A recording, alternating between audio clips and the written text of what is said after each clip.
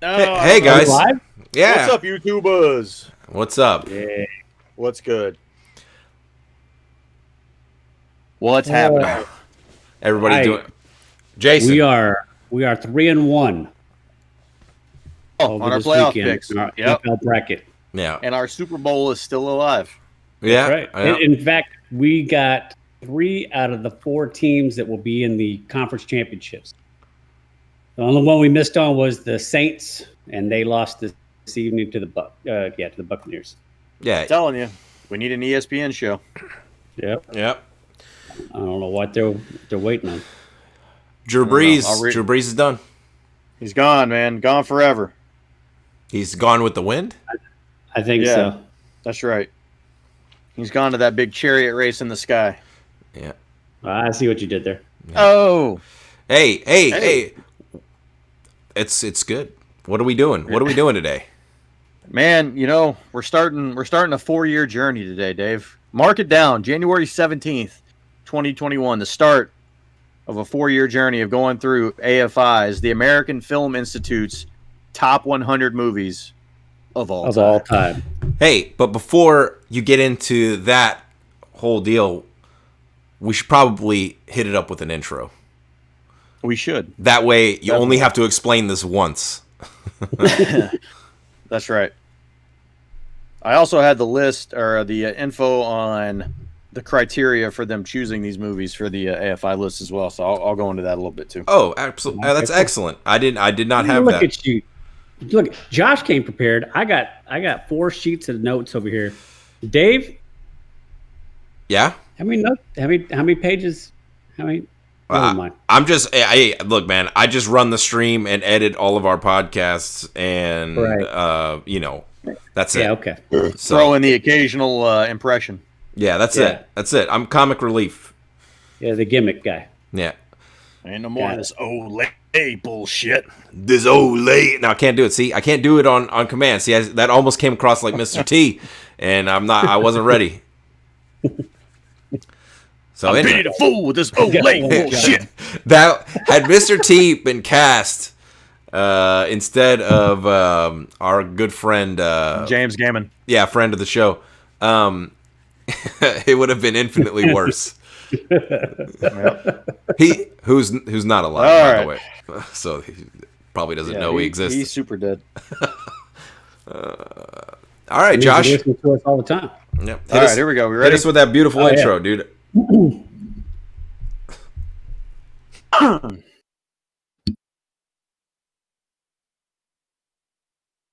All right. Hello, and welcome to Three Guys and a Mic presents a comprehensive review of the American Film Institute top 100 movies of all time. Starting with number 100, Ben-Hur. I'm your co-host, the Human Dart, along with Jason Tsunami. And David Disaster. That was excellent. Damn, That was, that was good. I Good job. got a tear. You also said that really fast, too. Hey. We sound professional. Yes. I was just making sure that we one-shot that intro, man. I don't want to fuck around and have to do it again. You know what I mean? Yeah, like last time. I don't suffer from having to do stuff more than once. So No. I don't know. No, I not have at all. to- So, guys, But guess Yeah. what? What? We're fucking done with goddamn TV shows. Let's give it up. Oh, I'm so happy with that. Hey, look, man, TV shows are great. It gives us quite a bit of content, which is not nice all to have. not all of them are great, as we learned. That's true. It gives us a lot of content, but you know what? It's going to be fun to step out here and tackle this project here. For those Yeah. of you that haven't listened to some of the other podcasts, or maybe you're going to come back and discover this podcast later, what we're doing here is we're starting on a 4-year journey.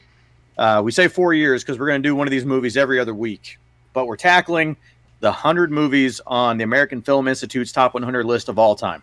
Yeah, Correct. And this is the most recent list they've created, which is their 10-year anniversary. I really hope they don't change this like 2 years into this project, because if they do, then this is the list we are sticking with. Okay. We're sticking with this list. yeah, So it's 100 movies. We're doing one every other week, and essentially what we're doing, starting with number 100, and we're gonna break it down into some categories so we can talk about some of the stuff that we really liked about the movie, maybe some of the stuff that we had issues with. And we're going to give it a rating. And at the end of this thing, we're going to reorder this list into what we think should be the proper order here of the top 100 list. So, hey, stick with us for the next 4 years. Not a big commitment. No big deal. I know. So like you got to put a ring on us. So Yeah. on the topic of ratings, so Yep. you know we should kind of talk about where these numbers are coming from that we're going to give you shortly. We are not film critics or film We're not students. film students. Yeah, so we're approaching this honestly from a mostly purely entertainment perspective, right? And curiosity standpoint. Yeah, we looked at this list, a lot of these movies we hadn't seen, and we're like, are these movies actually any good, right? To your average everyday person. Do you need a film degree to enjoy some of these movies? And so that's what we're going to try to do and answer. And so are the scores that you're going to hear are from primarily that mindset. Now we're still going to talk about, some scenes, and we're going to try to break things down for you as best as we're able to. But ultimately, we're approaching this as how fun was this movie to watch? And that's it. Yep. I think that's a great way to look at it. We're stupid people, man. And, we're going to look at this at the lens through a lens of stupidity. Yeah. And But we are going to try and objectively approach each movie as best as we can and weigh it on the merits of entertainment value for us. yeah, both Yep. from whenever it was released, and we'll have some sections where we compare it to today, right? So we're going to try to look at it with both lenses, and I guess without further ado, if you guys ain't got nothing else, we can start with our ratings for Ben-Hur. Whoever wants to go first. Well, just real quick before we get into just to give everybody out there an idea of how the AFI compiled this list, because this is certainly not my 100 favorite movies of all time. No. There are movies on here that would be on my list, but this is not obviously any of our list here. So just a few kind of bullet points on how they compiled this list. So first and foremost, feature length. The movie has to be at least 60 minutes long. It has to be an American film. So this is just the top 100 American films. It has to receive some sort of critical recognition, like a formal commendation as far as print, television, or digital media. It needs to be a major award winner, recognition from competitive events, including awards from peer groups, critics, guilds, and major film festivals. Popularity over time, so things like box office, television and cable airings, DVD sales. The historical significance of the movie. So what was the film's mark on history, a moving image through visionary narrative devices, technical innovation, or other groundbreaking achievements. And then the cultural impact, a film's mark on American society in matters of style and substance. Yeah. So that's the lens they're looking at some of these movies through to determine what were the 100 best movies. I can tell you right off the top, I did not look at Ben-Hur through a few of those lenses. Yeah. And so, spoiler alert, we're starting with number 100, which is Ben-Hur. The 1959 epic. Yep. So just to run off a couple of stats here real quick about Ben-Hur before we get into the recap and then our eventual rating here. So the movie was made in 1959. It had a budget of $15 million. Okay. I didn't go through and look at what the adjusted amount for that is today, but $15 million bucks. Box office at the time was $146.9 million, which if you adjust it for today, that's $1.3 billion. It's a little bit of change. Yeah, so this stands presently as, what'd y'all say, the 13th or 14th highest grossing movie of all time if you adjust it for inflation? Yeah. Correct. Yeah, that's pretty good. That's not bad. That's not a bad pretty return good. on investment. This movie was a big award winner. I did not go through all the other lesser known awards. I just stuck to the Oscars. It won 11 Oscars, including Best Picture, Best Actor for Charlton Heston, Best Supporting Actor for where'd it Hugh, go? is it Hugh Griffith? Hugh Griffith. Yeah, we'll get to him later on. Best Supporting Actor for Hugh Griffith, Best Director for William Wyler, Best Cinematography, Best Set Direction, Best Costume Design, Best Sound, Best Film Editing, Best Effects, and best music, and that went to Miklos Rosa Yeah, for best music. So 11 Oscars. That's pretty good. That, I mean, we will find out later, but I imagine that's gotta be, if this list was solely based on Oscar winners, and that was the only basis for the AFI's top 100, Ben-Hur would probably be near the top like 10, probably be like top 10, top 20 at worst. Yeah. So I mean, definitely highly regarded. I don't know what came out that year. I don't know what its competition necessarily was, but nonetheless, that's pretty impressive. Yeah, absolutely.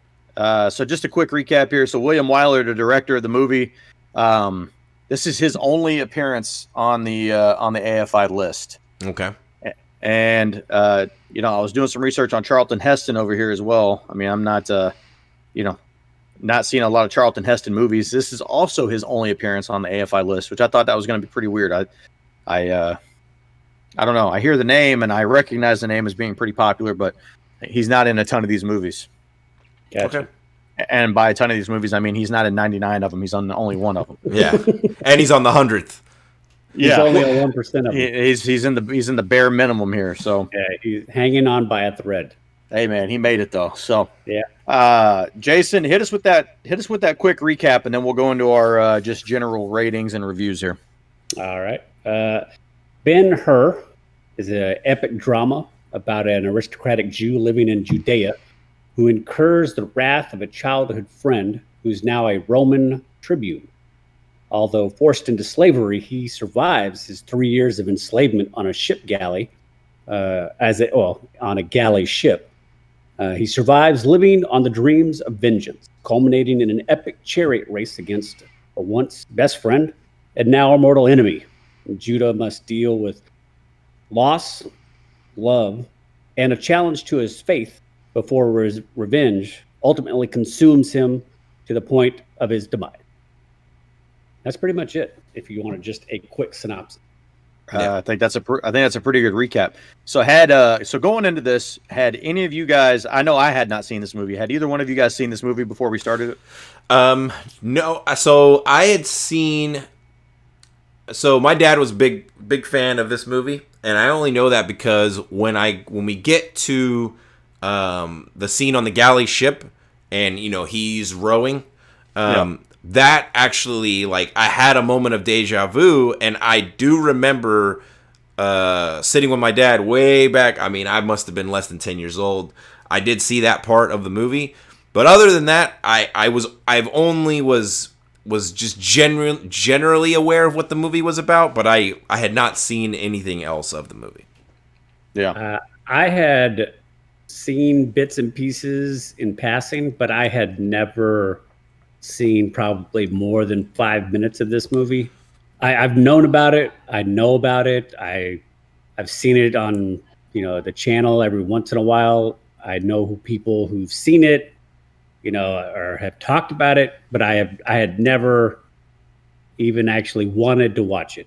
I would also like to add, yes, I knew the movie existed, but I had prior to this, and actually leading up to this review, I was not looking forward to watching this movie when I saw how long it was, and it just did not. It did not initially appeal to me. I would say that.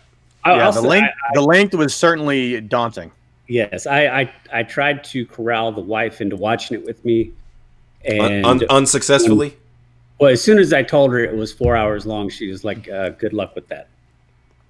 Yeah, I had hopes of kind of nailing this list down like a few years ago. I had thought about watching this whole list, and seeing that first one on the list being 4 hours long, I was like, oh man, I'll get around to it at some point, and I never started it. So I'm super happy that we're getting into it now.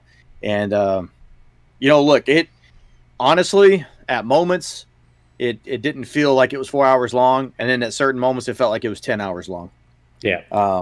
So it certainly has some ups and downs in it, but so going into our rating system here. So we decided that it would be important for us to develop our own proprietary rating system here for the show.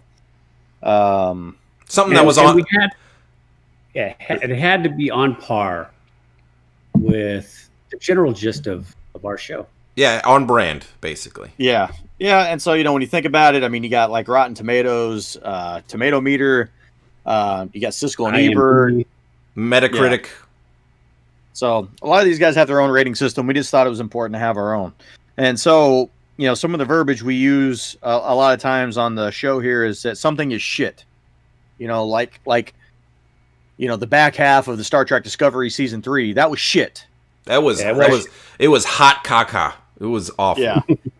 Yeah. So we decided we would have the shit-o-meter as our rating system here for the movies going forward. And in a dramatic turn of events here, we're going to basically go golf style here. So the lowest score, the better. Because the less amount of shit in the movie. Exactly. So so just to give you an idea, so this is on a scale of 0 to 100 or 1 to 100%. So if a movie's 100%, it's bad. It's fucking bad. I'll give you the breakdown here in a second. So just so we kind of have an idea of how some of these ratings are going to fall here. So if a movie scores between a 1 and a 10%, you would absolutely drink that toilet water. Absolutely. Yeah. Like this shit is super clean. Pristine. Yep. If this score is between 11 and 25%, it's still clean enough that you would reach in and pull your phone out of it if it fell in the toilet bowl. Without hesitation. Yeah, without hesitation. And look, for all the people out there that maybe didn't quite understand our shit-o-meter at first, I know right now it's dinging in your head. Oh yeah, that makes a lot of sense. Correct. All right, so if we score this movie 26 to 50, this is your regular old reliable toilet bowl. It's a good movie. It's a good TV show. We would recommend you watch it because we think you'll enjoy it. Yeah. If it scores between a 51 and a 70, okay, this is bad, but it's just your typical shit kind of bad. It doesn't feel like diarrhea coming out, but you wouldn't want to fish your phone out of this thing. Absolutely not. So this is like if you dropped like a yogurt, like a yogurt serving, right? And then your phone dropped on top of it. It's not like covered in diarrhea, but it ain't good. Yeah, you're upset. You're upset at this moment. Yeah. Yes. Yeah, you're reaching in there with gloves and buying a new phone case. Yeah, Probably. and maybe replacing your phone. Yeah, Probably. Yeah. All right, if this scores a 71 to an 89, this is it. This is not my verbiage, by the way, right here. This is it. The real steaming piles of hot caca that makes you want to shower after. These are movies and shows to actively avoid. Absolutely. Yeah. Oh, man. I think we've all had that where you're like, man, that was bad. The old shower shit. Yeah. Yep. What's the last rating? And if this thing scores anywhere between 90 and 100, this is what we call the Hall of Shit. This is a movie so bad they aren't even entertaining for how bad they are. This is the kind of shit you take at a friend's house and never see that person again. The kind of shit that makes you question reality and whether there is going to be happiness again. Yeah. Oh man, that sums it up. Yeah. I mean, there are probably going to be movies on this list that score between a 90 and 100. I'm thinking there's going to be. Yeah. I'm trying to think of an example of something in the latter half, without getting specific, something in the latter half just to give people an idea for what we mean by like the Hall of Shit. And I think like if you've ever seen a movie, I believe, correct me if I'm wrong, gentlemen, it's around 1994, 95, maybe I think it's called Double Dragon. Like that fist buttheads. Like I think that movie, because that movie is so bad, like I wasn't even laughing for how bad it was. Like it was not funny. So that might be an inductee in the Hall of Shit. Yeah, if we weren't possibly doing that for a future podcast, I would not have finished it. Yeah. So I'm still halfway through that movie. Oh, it's so bad.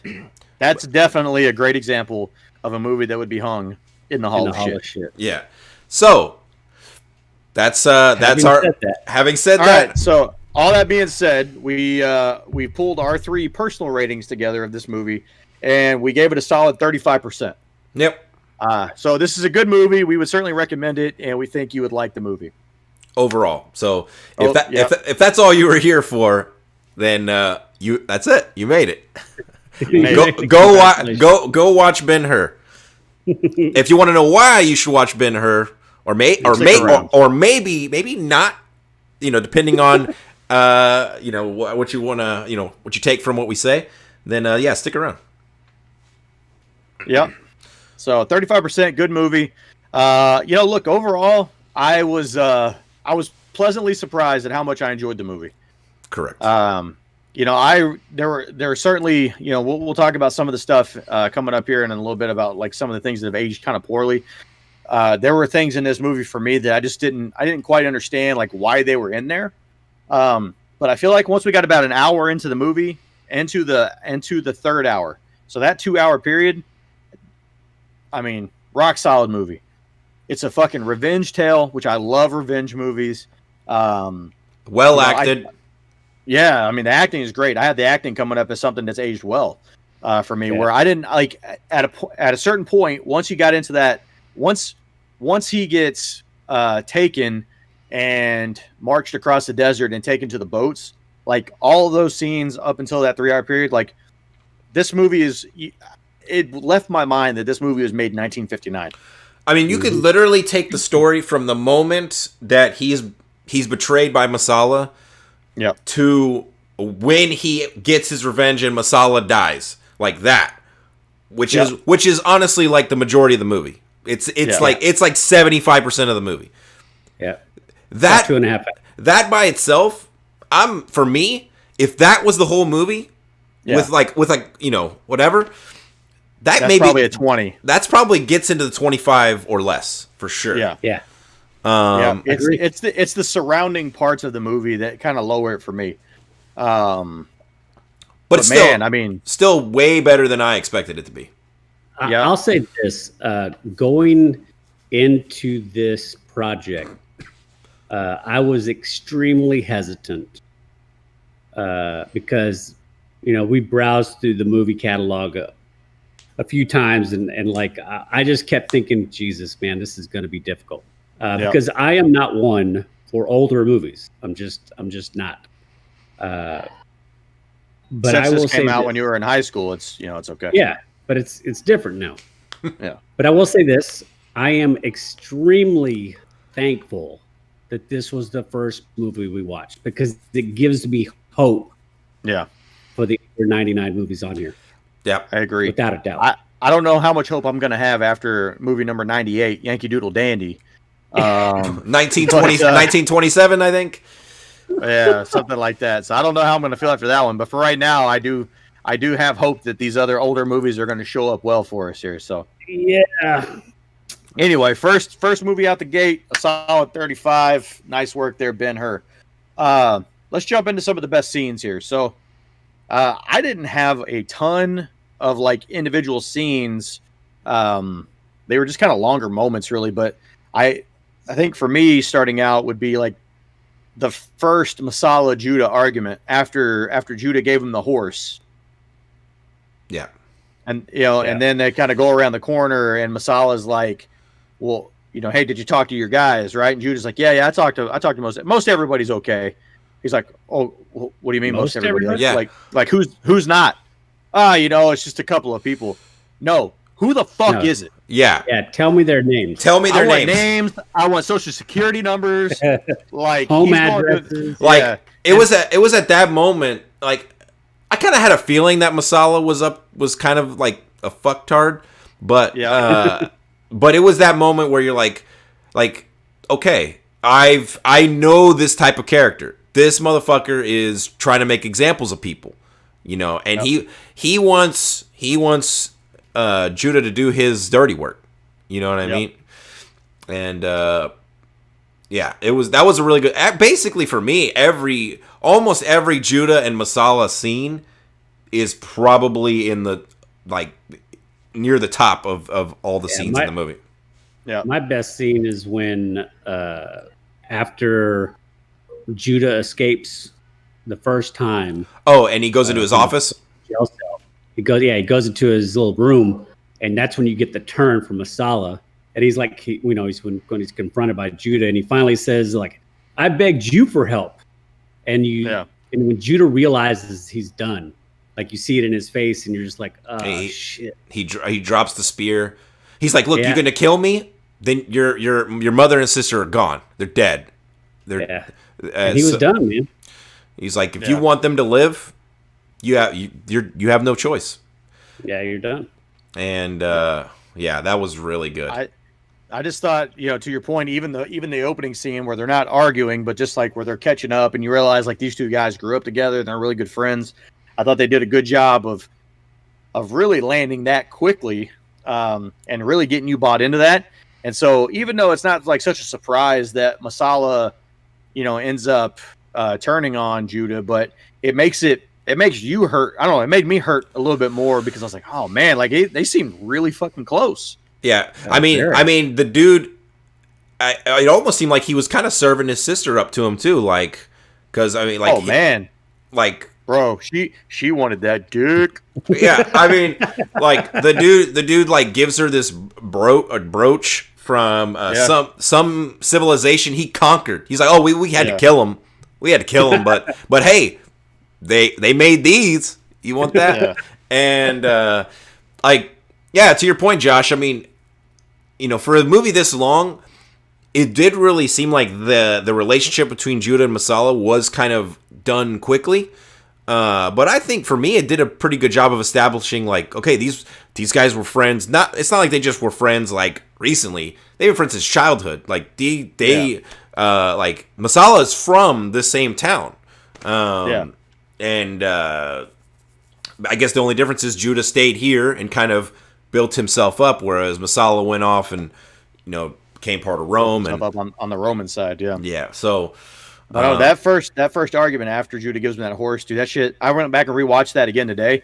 Man, that shit gives me goosebumps. Like, that is such a good scene, and like I feel like it's acted really, really well. So I enjoyed that part. Yep. Yeah. I had the rowing scene. Yeah, that whole sequence, them on the boat. Dude, how many different? Who knew there was like 18 speeds on a damn galley ship? I know. That was. I was just waiting for ludicrous speed. They've gone plaid. They've gone plaid. I feel bad. I mean, look, I certainly feel bad for all the rowers, right? But I mean, I feel bad for the Drummond guy, dude. I mean, how much of those fucking hammers? Dude, that's what I was thinking. Like when I was watching it, he's just like do, and it's like fast. He's like faster, and this dude's just like this. That dude's forearms though were not fucking around. That guy was breaking a sweat. The other people were dying. Yeah. And now, I mean, then when they go into ramming speed and you see that old guy just fucking fall out and he's like tackling the rower next to him. Yeah. Dude, but I did like also another Judah Masala scene is when Masala is there with his homeboy and he gets a gift package brought to him and it's like a really nice dagger. And I don't even know the guy that gave it to me. Yeah, I don't even know. I've never met the man before. And then fucking Judah's like, he shows up. He goes, yes, you have. And then he shows shadows. up. Yeah, he fucking walks right in, and he's like, Masala like seen a fucking ghost. Like he was not expecting Judah to walk in. And dude, Judah wastes no fucking time whatsoever. He starts talking to Masala like however the fuck he wants. He's like, where are my mother and sister? And he's like, well, they're in the prison. Bring them. I'll be back tomorrow. You better fucking have them. And it's just, dude, he like, in my notes it says, Judah's return to Masala, bad motherfucker. That's my note. All right. Like, the dude does not, he's just not playing around. And Masala's little fucking lackey's like looking like, you letting this guy talk to you like this? This dude's like, just this. He needs to put some respect on your name, Masala, and Judah doesn't give a fuck. Masala wasn't ready to see fucking Judah Ben-Hur. No, he was not. Yeah, it was so good. Because you saw, like, to your point, I mean, in a serious note, like, Charlton Heston, like, the intensity in this motherfucker's eyes, like, his face, like, that dude can act without even saying words. Like, he was just, like, looking at Masala, like, and you Daggers. Dude, just like literally stabbing this dude in the face. Like, it made me believe that he was like Judah was holding everything back to just running him and taking the dagger out of that thing that you just gave him and just fucking just like killing this dude. I know. That's why I was surprised that dagger didn't get used at all in the moment, or it didn't show up as like a I don't know. It was just kind of a throwaway thing, but it would have been nice to see it pop back up later on as maybe he got killed with it or something. Yeah. So if it would have had some sort of significance to them as children or something. Maybe. Does anybody else have any other scene? Because I feel like we all want to bring up like the scene. Yeah. Well, or do you want that to be its own special? No. I mean, I was saving that for the end because I know it's a runaway. That's probably going to be the favorite scene. That is, yes. Yeah, which is going to be the chariot race at the end of the movie. Yeah. Absolutely. And dude, holy shit. Like I had heard, and I know Jason, this is going to be an opportunity for Jason to drop some knowledge on us here about this thing, but I had heard, before, like, this chariot race was like, it was the best part of the movie, and that this shit was actually recorded by the actors. And this is 1959, so it's not like there's a ton of CGI capability here, if any. But dude, for all that you've heard, yeah, it still couldn't measure up to what you saw. No, oh my god, dude. because I was on the edge of my fucking seat watching this shit the whole time. I was like, holy fuck. Now look, I mean, the reason why this holds up so well, I think, for me, I guess this is kind of leading into something else, but I mean, I'll just say it here, like, because these are real motherfucking horses that are racing this fucking thing. Like, yeah. I was sitting here watching, and I was like, okay, like, because I'm my brain's used to watching more recent movies, and I'm just. You're looking for the CGI. Yeah, I'm looking for it. Like, okay, this is obviously going to be like fucking. I guess I was thinking, okay, this is going to look like Clash of the Titans. Like, where's the claymation? Like, I just really thought it was going to look really fake. And when it's very obvious, like immediately that nope, they just fucking set up some cameras and these horses are running around for real. And yeah, of course it's going to hold up. Because these are real fucking horses. And Jason, like you said, is going to go into some more detail just how real this shit was. But Jason, do you have notes in there about them building out the set and everything? Yes. Okay. All right. Well, Jason, we'll let you kind of set the stage here then. Yeah, take a sec. Just some interesting tidbits for the chariot race scene itself. I grabbed some info strictly on the chariot race. The chariot race itself took 5 weeks to shoot, but those 5 weeks are spread out over 3 months. In that 3 months, they set up the set itself covered 18 acres. And they used 15,000 extras over the course of this time to shoot this 5 weeks of scenes. I wonder how much of the $15 million budget went into filming just this. Oh, I'm glad you should ask. $4 million. Holy shit! Shit. Yeah. Adjusted for inflation. Here, go ahead, Jason. I'll do the math. All right. Also, now I do have a inflationary side tab for this. The 1,000 talons that were wagered on the 4-to-1 odds for in the movie factor, yes, inflation would equal a $660 million bet. Damn. The brown faced sheik is rolling in the dough. We'll get into that later. Apparently. Oh man. Yeah. Now, one of the other interesting things for this was the fact that. So that scene today would have cost $36 million to film. That's great. And you know what? Worth every penny. Yeah, me and Dave talked about this a little bit as far as the inflation. While I agree that the inflation cost is right, if you wanted to say like, your how much that money is worth nowadays, I still don't believe that that's even closely correct, because it took, I want to say, 9 months to build the set, and I think it was 1,000 laborers. There's just no way that they only would have spent $36 million today with the amount of, say, red tape involved in the unions, Sure. and the actual cost of building materials.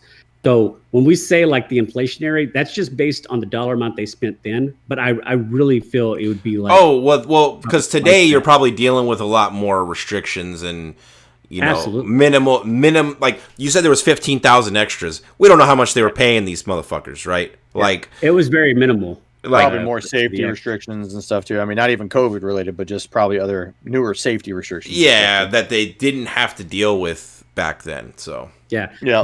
In fact, that the cameras that they used for the chariot race scene are 65 millimeter cameras. Each camera back in 1959 cost $130,000 each. oh, before inflation. Yes. Damn. Yeah. That's so robust. yes. Now, compared to the 1924 version of The Story of Christ, which is the Ben-Hur movie, where humans were injured on a daily occurrence, as well as somewhere between 120 to 150 horses were killed. The 1959 version is said to have no major human injuries. Now 0 horses are said to have died. There are a few reports that said that 2 or 3 actually did. So I would believe 2 or 3 for sure. yeah. At least. Now there was a close call to one of the stunt drivers on one of the chariots. Dude, was actually it had to be, the close call had to be the guy that was playing Judah whenever he fucking jumped. That guy only got 4 stitches in his chin. Oh, there's no way, dude. I was like, I know that dude went full. He was inverted. I know.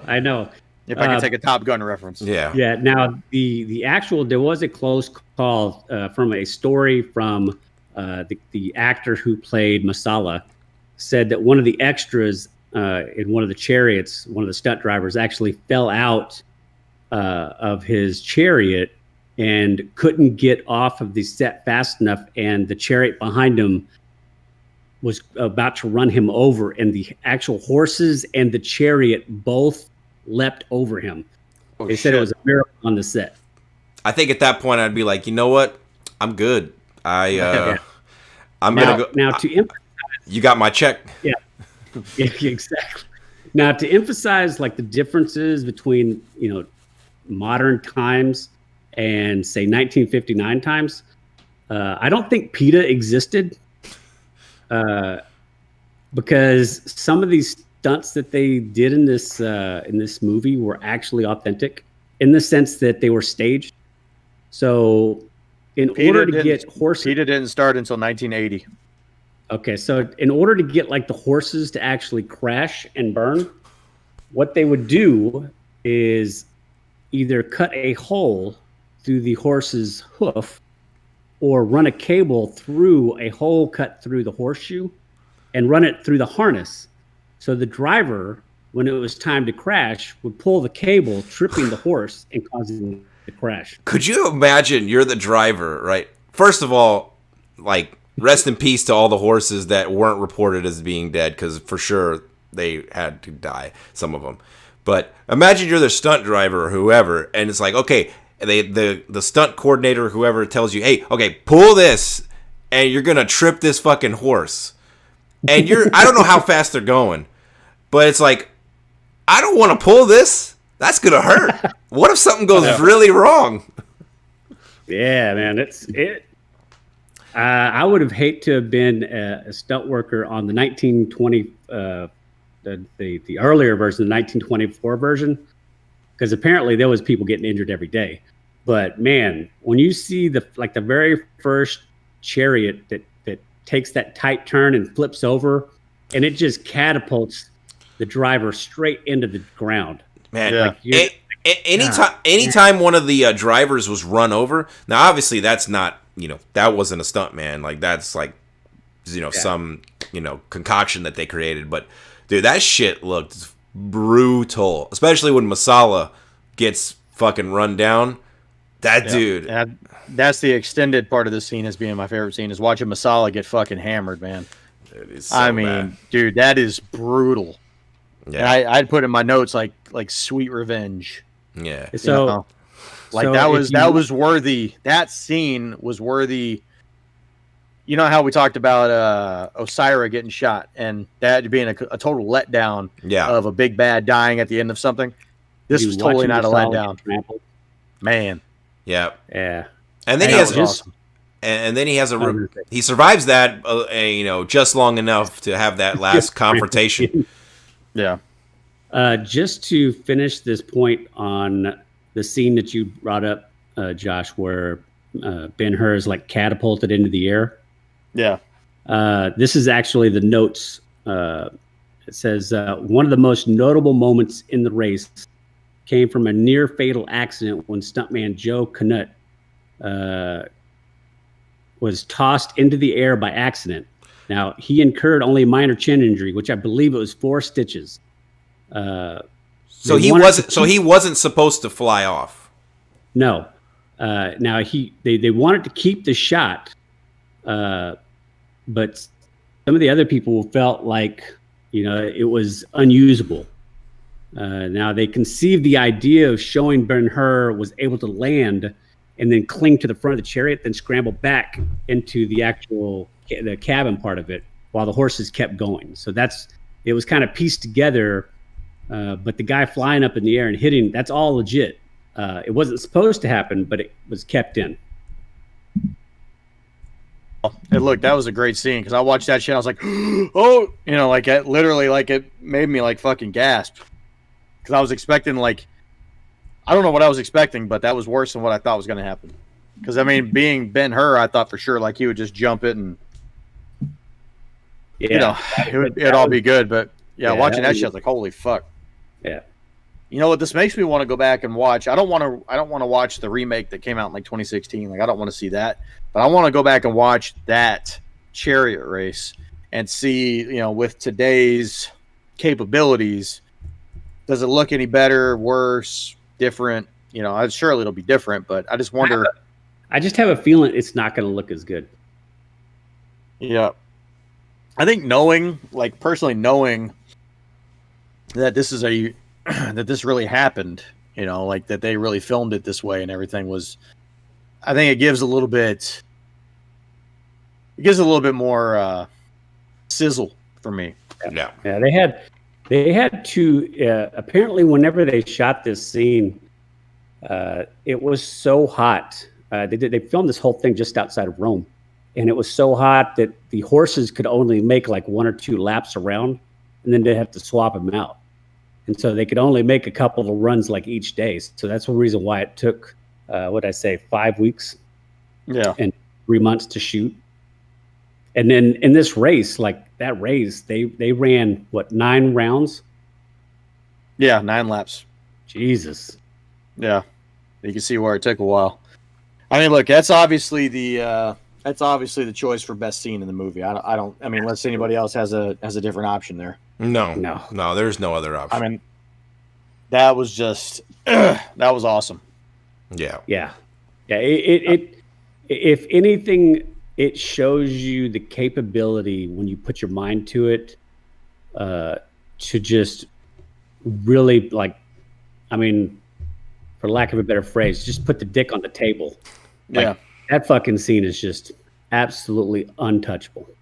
Yeah, I agree. And I think that's the scene that probably wins the movie every fucking award. Yeah. Yeah. I'm not gonna lie. When I watched that, to Dave's point about kind of looking for the cracks in the 1959 armor, you're looking at it and you're like, how in the hell did they do this? This is amazing. Yeah. The crazy part is that I haven't seen the 2016, I think, remake of Ben-Hur, but I'm going to go out on a limb and say that the chariot scene from the remake is not as good as the original, even with all the special effects. I think that's probably what makes it worse because it's not gonna hold up. Because even if the special effects that they use is cutting edge for today, as soon as time passes, it's gonna look like garbage. Whereas it's streaming on Amazon, I think. So I'm gonna watch it after we finish this. Oh, okay. Just that scene, not the whole bullshit movie. Yeah. I know it's not a best scene, but I do want to take some time to point out, like, I thought the music in this movie, like, Oh yeah, made pretty much every scene. I had that under aged well. Okay, well then I'll wait to talk about it then. But I thought the music was just so. What we got next? Favorite so next character is gonna be our favorite character. Yep. All right, who wants to go first? I'll go first, real quick. Oh, go ahead, Dave. Okay. I mean, it's obvious. I guess it's gonna be the title character. It's Judah Ben-Hur for me. I like I said, I think prior to this, my only experience with Charlton Heston has been the movie Soylent Green, which I actually thought would have maybe made it to this list, but I don't know if that movie received enough accolades or whatever. But I liked him in Soylent Green, and then I've seen bits and pieces of the original Planet of the Apes, but otherwise, that's really been my only experience with Charlton Heston. I mean, Tombstone, bro. Tombstone. I meant as a lead actor, right? Okay. He was in there for about a hot minute. Hey, man. He's also in Wayne's World 2, I think, for like 10 seconds. And he's in True Lies. Yeah, he plays basically Nick Fury. Yeah, he does. I forgot about that. And anyway, so this is my first real experience with Charlton Heston, prime Charlton Heston, right? Dave, why don't you tell us about? Tell us about what you cut off. His blue eyes. I mean, look, the dude's sexy as fuck. I mean, it is what it is. No, I mean, yeah, the dude can act, and I thought he pretty much acts the shit out of every scene that he's in. I mean, he's not, I was expecting him to I was expecting a more hammy performance, but no, that shit holds up really well. I mean, I think he carries pretty much every scene. With the exception of maybe the actor who played Masala, and forgive me, I'm blanking on the actor's name. But yeah, that's gonna be my favorite character. Hey, interesting fact here. To accentuate his blue eyes, Stephen Boyd.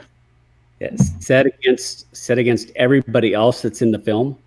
Most of the cast wore shaded contacts to make their eyes appear to be darker. Wow. I didn't even know that they purposefully did that. Either did I. But yeah. My favorite character, I'm gonna go with Masala, man. Yeah, that would have been my number 2 for sure. Look, Jason, you're going with Masala as well, I'm guessing? Yep. Yeah, look, Masala, super well acted. I mean, this guy, I think he's better than Charlton Heston for me in the movie. Okay. And look, it's all about what side of history you're on, right? Are you on the Roman side of history, or are you on the Jewish side of history? On the Roman side of history, this guy's doing what he's supposed to do to fucking, to continue to increase the size of their kingdom or their whatever. Look, he's dedicated to that by whatever means necessary, and look, I appreciate his fortitude, man, of having to throw his best friend under the bus in order to make things happen.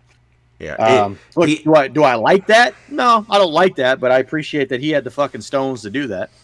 Yeah. Yeah, I went with Masala as well. Similar to what you said, but I kind of went at a different angle. He's like the jilted lover who keys your car or tries to ruin your life, and you have a hard time seeing their side because you're watching this movie from the eyes of Judah. But we all know or have known someone who's experienced something like this. Yeah, and that's Judah. I mean, that's Masala. And it's like you want to question everything he's doing, but if you just step back and look at it from his side, you're like, well, I mean, he's doing what he thinks he's supposed to be doing. Yeah, he's like, look, dude, you're the problem is Judah is still holding out hope that the Romans and the Jews can really kind of coexist together here at this point. Where Masala's coming in is Masala's like, look, dude, you're conquered. Yeah. like we've already done all that shit. Like now I just need you to fall in line. And Yeah. Judah's still like, but we can still kind of like do this thing. And Masala's like, the fuck are you talking about? Like this shit's Like, done. dude, it's done. Yeah. Well, So I think Masala's coming from this position of like, what are we even negotiating here? Like, dude, you Yes. should be falling in line. Like I- you're my best friend, but I need you to understand that this is the way it's going to be. Yeah. Well, if you really think about it, right? Like, jumping on the Masala train here, what exactly has Masala done to be the antagonist, right? Like, he did ask Judah to kind of oust his people, right? But it's a military they're occupying his village. Like it's a military takeover. It's not like he's doing this maliciously necessarily. And I mean, you could argue that point, but I mean, yes, he This is where he's assigned. yeah, he did have his mother and sister imprisoned. Sure, right? I mean, that's kind of a downer. Do you think he gave the sister that dick before he put her in prison? He should have. How do you think she got leprosy?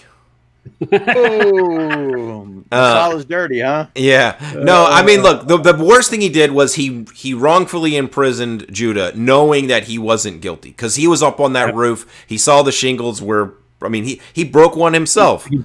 He broke one and it almost hit one of his soldiers on the right below him. Yeah. So I mean, Yep. that was his big crime, right? Is he put someone to jail that he knew wasn't actually guilty. To make an example of him, and the people knew that they were best friends. Yeah, so he was like, "Look, if I do this, it shows that they're not going to fuck with me." In his mind, he tried to do it. Not wrong. He tried to do it the right way in his mind by having Judah be the one, like, "Hey, look, they trust you. You do it. If it comes from you, then I don't have to be a dick." And he was like, "No," and he goes, "Okay, well then you just tell me who it is, and I'll deal with it." And he's like, "Well, no, I'm not going to do that either." And so, I mean, if you think about it, Judah was actually like the bad guy here. I mean, let's not get carried away here. This movie should be called Masala. That's right. Masala Ben Hur. No. Yeah, we're gonna be all of a sudden be like, "Oh, he's worse than Luke Skywalker." No, but I think that's good. I mean, because I don't think Masala I think that's what makes an interesting villain. I'm not saying good or bad. It's interesting. The best heels are the ones that you can sympathize with. Yeah. Yep. I mean, like I You can said, see their point of view. They don't think they're wrong, yeah. Yeah. and from their point of view, if you listen to them long enough, they're right. I mean, like Thanos.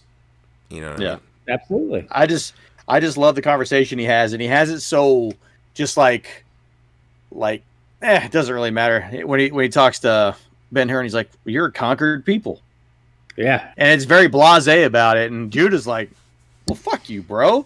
Yeah. Yeah, and Masala's just like, "You're a conquered people. What are we even talking about here?" Yeah.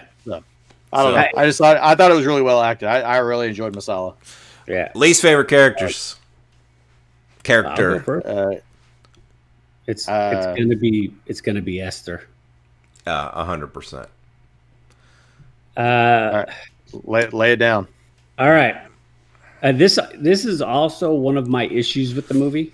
Because So Esther's my number 2, so I'm right there with you guys. Okay. So I'm just going to lay out my issue with Esther.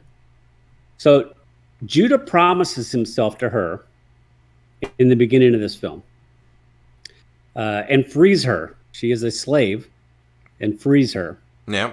and She takes her was ring. getting married. Yes, and so he frees her, and takes her little promise ring, and and there's a, he basically says that if she wasn't getting married, he'd be all about that life. He'd lay it down right now. Yes, and he comes back After 4 years. After 4 years, and he tells her specifically, who happens to be holed up in his home, living rent free, tells her, if my mom and sister are not alive, Masala will wish that they were. Obviously stating that revenge is his course of action. Yeah. She finds out that the mom and sister are alive. And they say, don't tell him that we're alive. So she makes the choice here of all the different directions that she could go. She just comes out and tells him that these motherfuckers are dead. I saw them myself. Yeah. Which was like the worst path that she could put him on. She could have just not said anything. That or said, listen, they died of leprosy. Or they're alive, but they left because of leprosy. Or to Dave's effect, look, they died and they've been dead. Obviously Ben-Hur didn't care about them having leprosy. Yeah, well, come to find out later. But she sets him on the path. Yeah, she's the one that sets him on this path. Like, he tells her, listen, if they're dead, there's gonna be hell to pay. And then she goes, hey, guess what? They're dead. Well, like, what she lights the fuse. Yeah. So she's my least favorite. Yeah.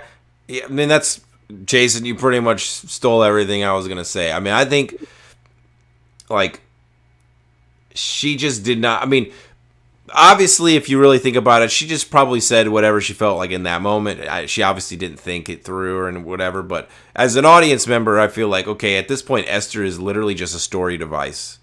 Like, like, because by the end of the movie, I don't get the idea that Judah is going to end up with Esther. Like, after all this. I think he feels slighted, but since mom and sister are now healed, then he might start smashing Esther. Okay. But there was definitely, I mean, like, their relationship is built on lies. He barely knows this woman. Like, he saw her once and was like, man, you fine, I'll marry you. And her dad, it's kind of an awkward scene watching it now. Like, this isn't one of my things that didn't age well or anything, but like in the scene, like his slave comes to see him and he's like, oh, I brought my daughter. And he's like, oh, I haven't seen her in a long time. And as soon as she arrives, like, you can see it in his eyes. Like, I mean, the dude was pitching a tent. That's why he just sit in that fucking rocking chair. That's right, dude. He was instantly like fucking wow hard. And he's like, oh shit, good. There's a chair. Let me go ahead and just sit down so no one notices. I got all these robes. It's very obvious, and it's right in front of her father. Very strange. Well, yeah, but this was like, look, I hate using this term, but this was like Judah's like slave over here. So I mean, if Judah wanted to pull it out and be like, "Hey, slave girl, here you go," he could have done that in front of her dad anyway. Like her dad would have been like, "Do it, honey, do it. Put your back into it." What was it? Prima Nocta? Yeah. Braveheart. Yeah. I'm calling on my right of Prima Nocta. And then he fucking smashes, and then he gets fucking destroyed later. I'm here to claim the right of her husband. Oh man, why is Braveheart not on this fucking list? AFI, give me a goddamn break, dude. Anyway, I'm telling you that would be an honorary mention for me for sure. Is that it for Esther? Yeah, Esther. Yeah. Esther. What is number one? I'm gonna guess. I don't even. Hugh Griffith. No, it's not Hugh, man. I thought, look, while I may have issues with, them having to cast that guy, I thought he did a good job. Yeah. Listen, I'm going to go with, maybe it's an unpopular choice here, but I'm going with Jesus Christ. Oh, gosh. Listen.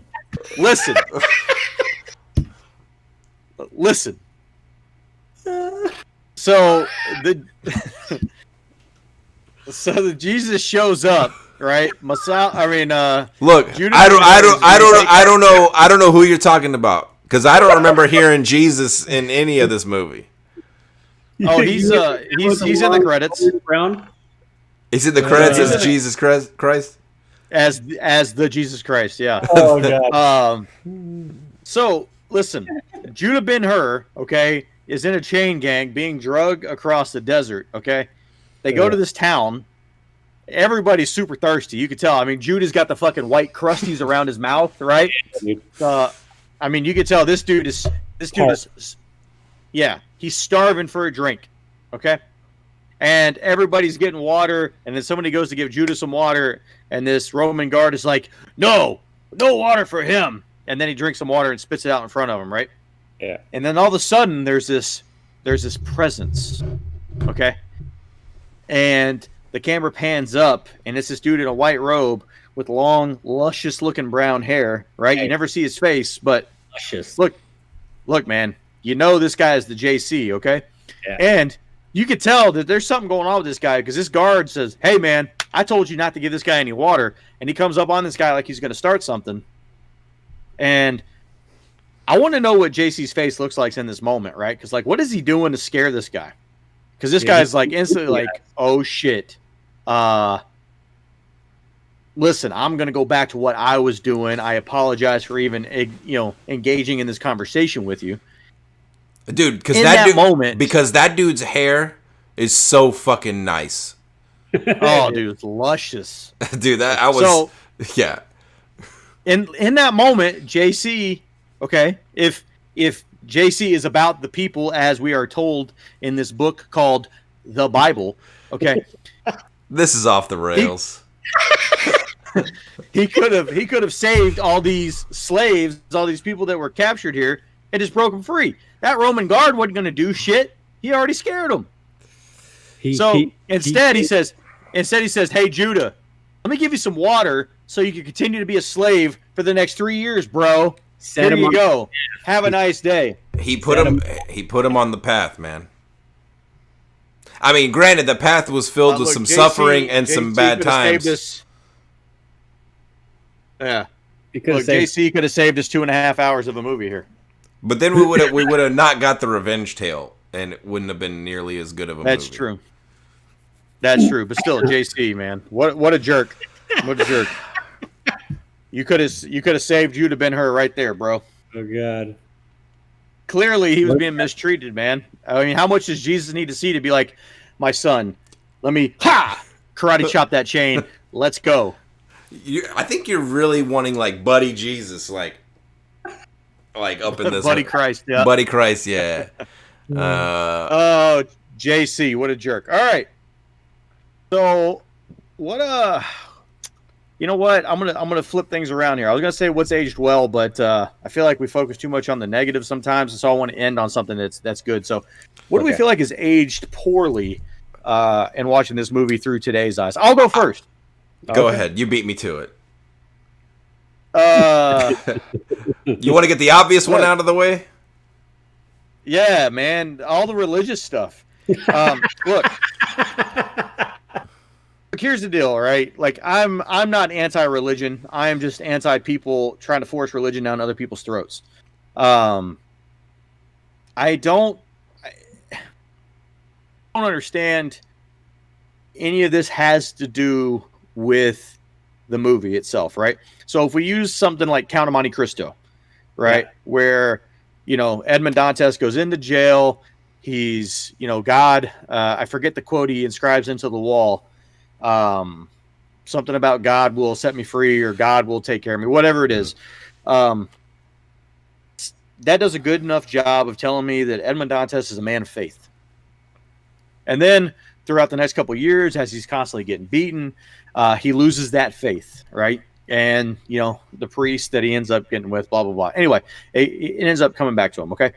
So I get that there is religion in this movie because at some point Judah Ben-Hur does question his faith, right? Does question, God.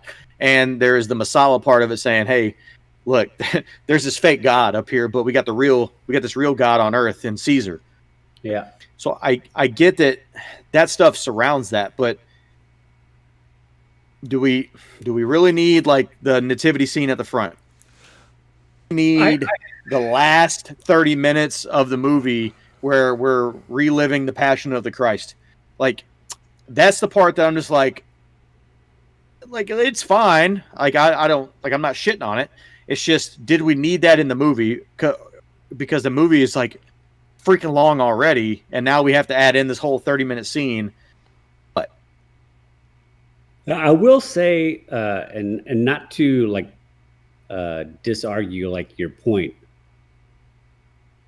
I felt for a 1959 film, I thought they did a pretty decent job of not overdoing it. Like to the point of like, we never hear the actual name Jesus Christ.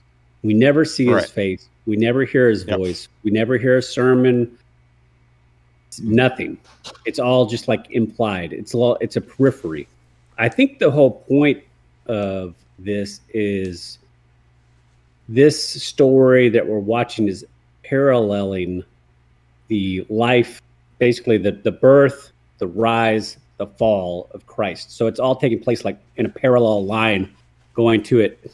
And our hero is touched by Christ when he gives him the water.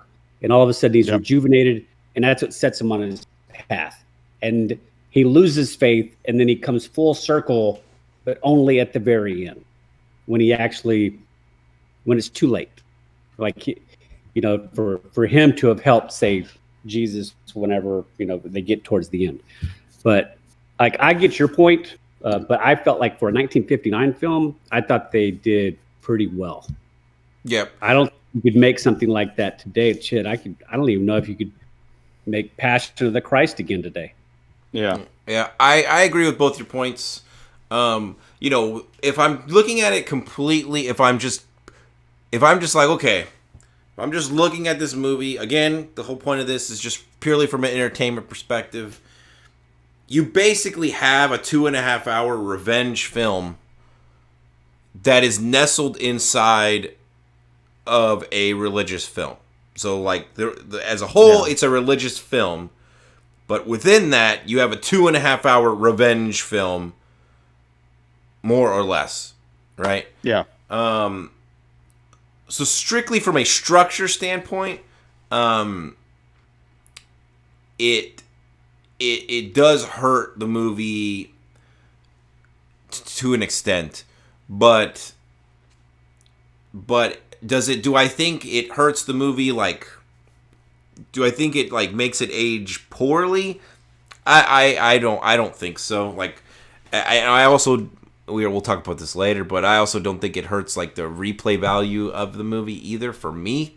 Like, I see both your points. I think it's purely subjective. Like, I think, you know, because I'm not a religious person either, but like it's like to Jason's point, it didn't really. The very, very end, like when the miracle happens, that's probably the only moment where if you're like, you know, that you could lose some people depending on their beliefs. But I don't think it's intrusive. Like I think it kind of leaves enough open for, you know, like I said, not completely shoving it down your throat. I just personally just didn't quite understand its placement in the movie, but not to beat it to death. It's like everything was shot fine and the acting was all good. It just, I could have done without. Sure. I think, and I don't know because I did not look this up, but I think the original book is like 7 novels long. And yeah, and I think the book is more of a religious book. And I think the attempt, because I know that the reason it was titled Ben-Hur was to try and dissuade that here's another Christian film. Yeah, and they wedged it in there because they wedged it in early saying A Tale of the Christ. Yes. Well, because I think that's the like the original, like the movie that they made in I think 1924. Yeah. I think it was called Tale of Christ. So, but anyway, not to kill that, but that was just something I thought aged poorly. I think maybe the more obvious one that Dave was talking about a second ago was, look, do we really need to have a white guy play an Arab guy and put him in like full on brown face? Dude, not only that, Are not only that, they put him in brown face, and then all of his underlings are all the actual people that are the actual race. yeah. yeah, Yeah. I had to actually look it up because as soon as I saw it, I was like, pause. I was like, pause. I was like, who the fuck is this actor that's playing this? Because unless this dude just looks this way and that's just how his skin is, this dude just in the tanning bed, like it looked that, and I was like immediately. I did the same thing. I went through his IMDb and started scanning through all the pictures from all his movies and stuff. I'm like, nah, this dude is fucking white. Yeah, this dude is very white, and I'm like, this is 1959, okay? Like, so I mean, I not understand, because it doesn't age well at all. But like, I understand what year it is, but you're telling me that even in 1959, there's no one else they could have fucking got to play this.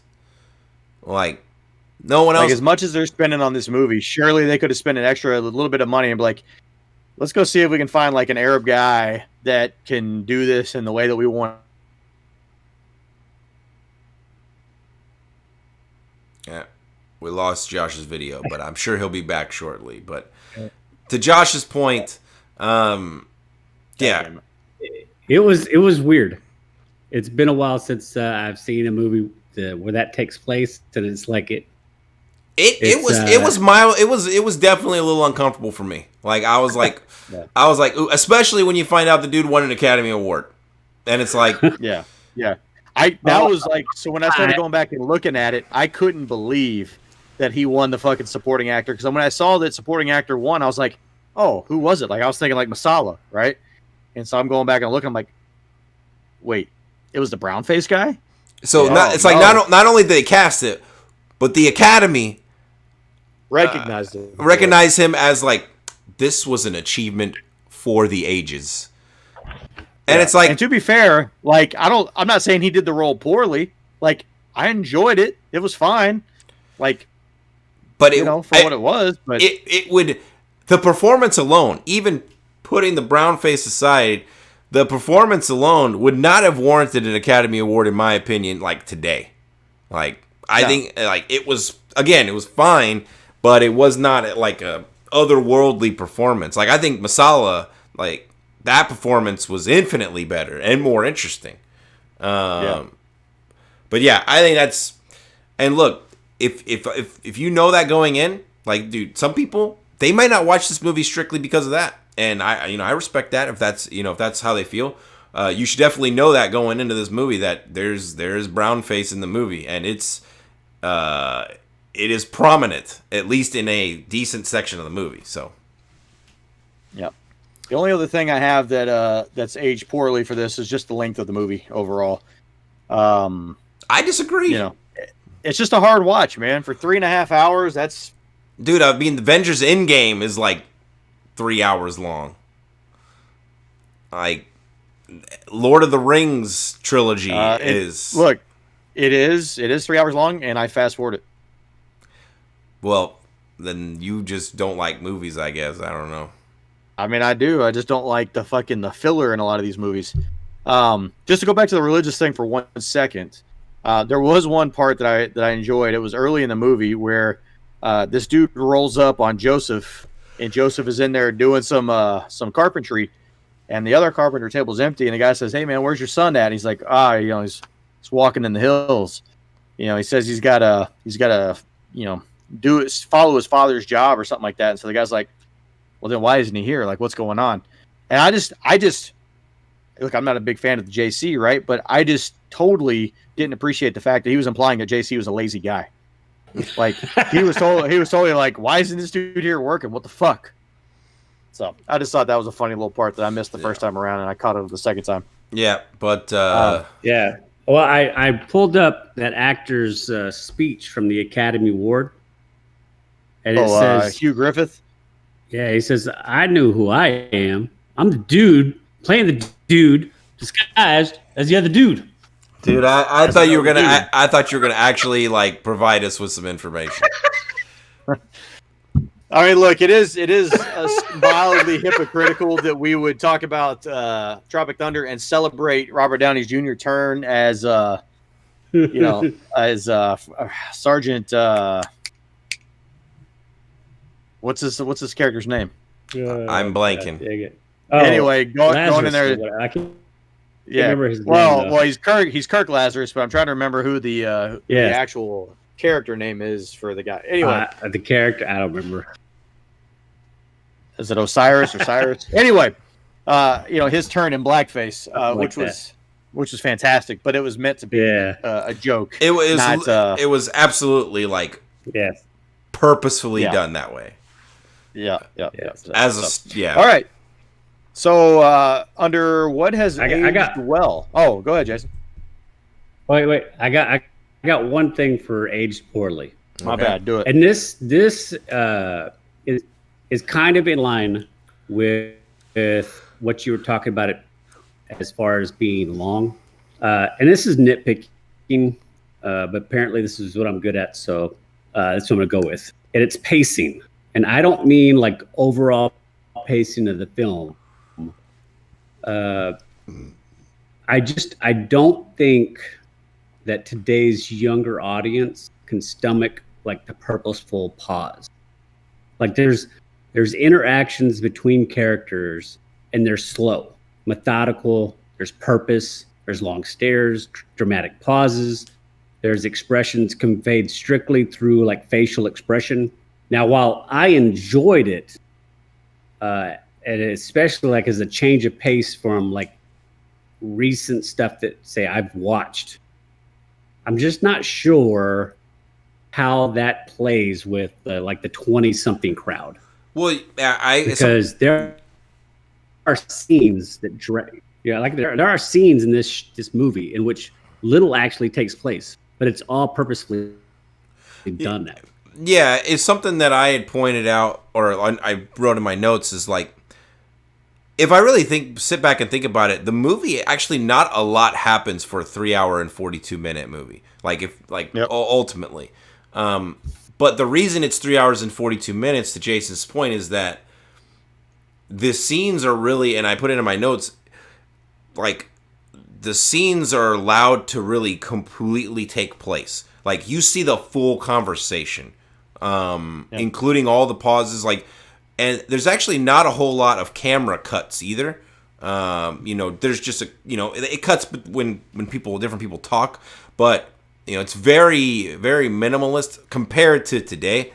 And I like that. I like that they really let scenes like fully play out. Like there's some scenes that like Jason said, like take 10 minutes long, but not really a whole lot has been said in those 10 minutes, but I thought it was really interesting. Like I said, I enjoyed it. Yep. So aged well. I mean, I think an obvious one obviously was the chariot scene that we spent a lot of time on. For me as well, it's just a good vengeance movie, man. Like, we talked about earlier, I just I love a movie where the plot line is purely around vengeance. And I thought it did a great job of, making you buy into it. And then they did a really good job of selling or just at the end of it, really kind of making the death of Masala a really good payoff. Yeah. I mean, think about any vengeance movie that you've ever seen that was made in the last 20 years. Not every story. I'm not saying it's gonna be like Ben-Hur beat for beat, but for a movie that was made in 1959, I mean, movies that have been done recently are not all that different. Like the style is definitely different, but as far as like what happens, like okay, a dude is wronged, and he's bad things happen to him for a decent amount of the movie. And then he gets his revenge in some creative way, and that's John it. Wick. Yeah, I mean, ultimately, yeah, it's the same shit, right? But so I mean, for a movie made in 1959, it still hits on a lot of like movies today still follow the same blueprint. Yeah. So not saying just to kind of just to go with that as well. Another thing I had to age well is just the acting in general. Yeah. I know we talked about that a little bit earlier, but I mean, there were just moments in this movie where I'm just sucked into the movie, forgetting that this is made 1959, forgetting this is Charlton Heston and I forget the guy's name again who played Masala. I looked it up earlier, but now I forgot. But like just forgetting that it's these two guys that, you know, this is from 60 years ago, and just thoroughly really enjoying what I was watching. Yeah. For me, the music, you know, Yep.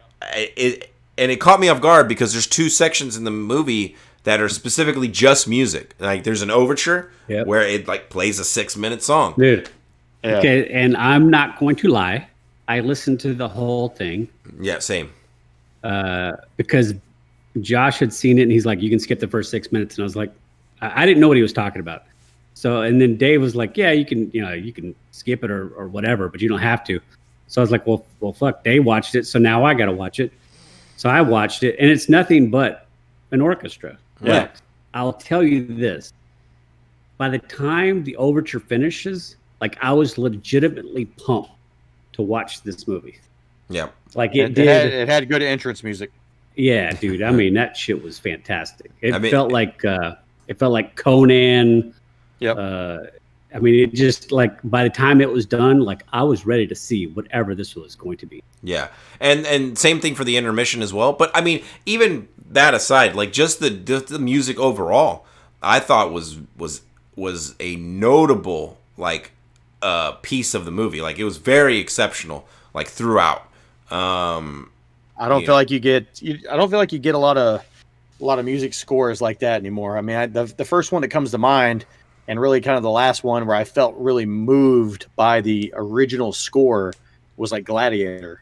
Yeah. Yeah. Which, you know, if you want to compare Oddly this enough. movie, you compare this movie to Gladiator, and it's like there's a lot of similar shit going on here. Yes, so, there is. So I mean, yeah. So yeah, musical score in this is Jason. Did I believe, or one of you guys had told me that this movie was one of the first movies where the score was actually put on vinyl? Yep. This was the very first soundtrack ever put to record, so that you could actually buy the soundtrack, and it was released on a 3-piece or 3 vinyl record, like miniature box set. I mean that if that isn't an endorsement for how good the music is, then I don't know what else. So Yeah, that plus an Oscar. So I feel like they did the music pretty damn good. yeah. Anybody else as have far anything as- under Age Well? Well, for me,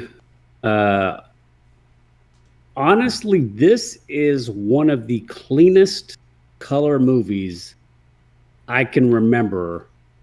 That's this old. That's this old, and I'm I'm going to compare this even to some 80s and 90s movies before HD comes out. It looks really This good. is like crystal clear. Like the video quality is shocking, in my opinion, is They how had clear it was. $130,000 cameras they were shooting this on. Yeah, and the chariot scene beats almost any live action sequence I can think of in modern filmmaking. Yeah. Even if you take like say a Jackie Chan or a large choreographed fight, just cannot compare to the unknown of horses, wild animals, and chariots. Like there is no way you could ever shoot that scene the way they did it nowadays. And it's Even if you had permission from PETA to do it all with real horses, which Yeah. you would never get. yeah, even if this was black market on some kind of deserted island, like it's untouchable. Yeah. It's a masterpiece. It's a masterpiece in filmmaking, in my opinion, for the chariot scene. Like I would have, like, if I was the director, I could have retired at that time. So that all being said, like, do we think this movie is rewatchable? Now, Josh, it sounds like you've already seen it twice. So, I mean, Yeah, so I went back and gave it a second go today. Look, I would say mostly kind of rewatchable. I don't know if that's again for me. Like, look in the future, if this comes on cable somewhere, and like I know that we've already missed like the beginning religious parts, I'll stick around for as long as I can to see, you know, like the interaction between Masala and Judah, or definitely if I know that I'm getting close to the chariot scene, Absolutely. I'm That's what I was going to about stay to and say. watch it. If this is ever on TV and the chariot scene is about to start, I will watch it. Yep. I'm in. But really, for me, like I said, it kind of comes down in the 3.5 hour movie. To me, it comes down to the 2 hours in the middle of it. Is that part of it rewatchable? Fuck yes, 100% it is. I would rewatch it. Will I ever watch the last 30 minutes of this movie again? Probably not. Yeah, but I also Look, don't. there's- I don't rewatch the end of $1 Million Baby either. Right. Or Top Passion of Top the Gun. Christ. Yeah. Or The last 10 minutes Or of Braveheart. Glory. Yeah. I don't watch Braveheart as soon as that dude gets captured. I'm like, oh, Yeah. well, I guess the movie's over. Boop. There's only once only William so Wallace many. is out, I'm done. Yeah, there's only so many crucifixions you can watch. Yeah. Yeah. Yeah. But I think overall, like, when I think of is a movie rewatchable, like, I mean, like, in the general sense, like, do you want to would you watch the movie again, you know, given enough time passing? Absolutely. I would, for me. Yeah. I would. So I think It's hard to say that. It's hard to say that because the actual runtime is 3 hours and 44 minutes. yeah. And so it's very hard to just be like, they're like, hey, what are we doing? I don't know. Hey, you want to watch a movie? Sure. Which one? This one. You just can't do that with this movie. But I'll add a stipulation there, because if I was watching it with someone who hadn't seen it and they're like, hey man, like, I've never seen Ben-Hur, should we watch Ben-Hur? Oh, hell yeah. Then I'd be like, yeah, man, let's sit down and watch it. And I would not be upset about doing it in that particular scenario. You know, because having somebody watch the chariot scene for the first time and getting to see their live reaction to people getting fucking run down and all that shit, that would be good. So, yeah, overall, yeah, it's good. Look, nobody right. gets trampled So- like Masala does. Man, poor Masala. So we're all in agreement that a 3 hour, 44-minute movie is in fact rewatchable. Yes. And that you should at least watch it. It needs to be on your bucket list of movies to watch. Yeah, I you know, this isn't a category, but, you know, I do think it belongs on AFI's list, at least for my perspective. I am You very know- surprised that it is number 100. Because I think There's it's gonna not be a- it's And not going to looking be at the the previous list, because I found when I was going back and looking today, I looked at the previous list before they did the updated 10 years. It fell quite a bit, actually. It was number 76 really. So- previously. Yep. So it's very possible that on the next AFI list, you know, they will update it at some point. Ben-Hur may not be on the next list, or depending, right? Yeah. So, It depend on maybe some movies in the last 20, 25 years that they would want to maybe put on that list. but I'll say this. I don't think, as far as this 100, I'm just looking at the list, I don't think Ben-Hur is going to be number 100 when we're all said and done. I think it's going to be probably in Much the higher. top 50. Say Yeah, probably I top think so. 50. You know, I wouldn't, like, if I was making my own top 100 list of just all the movies I've ever seen, I don't know if I'd put this in the top 100 for me. That's probably true. But I mean, that's not an indictment of it being bad by any means. It's No. a fucking awesome movie. Yeah. I mean, we got to remember we gave it a 35% here on the shitometer. That's a good rating. Yeah, That's that is a very respectable rating. 'Cause- Toilet. Yeah, because I mean, Yeah. you know, all joking aside, you know, I tried to be as harsh as I possibly could with these ratings. You know what I mean? Yep. You know, I don't want to recommend a movie if it's not, you know, not worth it. So Yeah. And look, I watched another movie this past week that is on this AFI list that we're going to get to in probably a couple of years. Let me tell you a story. This shit is like near 90% on the shitometer. It's fucking awful. It's bad. So, and it's much higher on AFI's list. it's very high on the list, guys. Very I'll high, so. I'll say this. I won't say the name of the movie, but Josh knows. I mean, obviously, Josh knows what movie I'm referring to. I am 3 days in because you knew where I was when I was talking to you about it. You were 20 minutes in. I am now 30 minutes in. Oh man, it's so bad. I am not. Hey. I am not feeling this movie one bit. I told you from the start. Yeah. But It's going to pick up steam. It's going to pick up steam, and then it's going to get shitty again. But hey, we'll we're save not doing that. that movie for a couple of years. Yeah. Actually, Actually, we will be talking about that movie next week. next week. Soon. Yeah, we will.